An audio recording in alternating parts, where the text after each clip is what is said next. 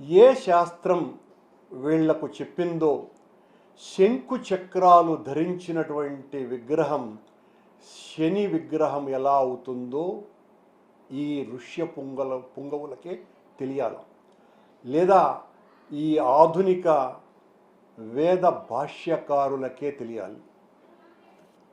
శని విగ్రహం ఎలా ఉంటుంది అని చాలా స్పష్టంగా ఆగమంలో ఇలా ఇది శని విగ్రహం. ఇందులో శనికి ఒక విల్లు, ఓ బాణము, ఓ త్రిశూలము. ఇది ఎక్కడైనా కూడా శని విగ్రహం ఉండేటువంటి జనరల్గా ఉండేటువంటి విగ్రహం.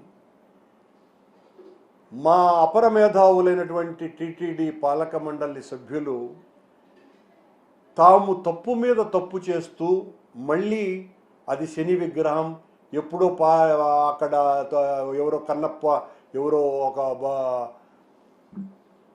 శిల్పి చెక్కి అక్కడ వెళ్ళిపోయినాడు అని, అంటే శిల్పి చెక్కి దేవతా విగ్రహాన్ని అలా పాడేస్తే తీసివేయవలసినటువంటి బాధ్యత మీ మీద లేదా? అంటే ఒకవేళ మీరన్నట్టుగానే శని విగ్రహం అయితే అది దేవతా విగ్రహం కాదా? దేవతా స్వరూపం కాదా?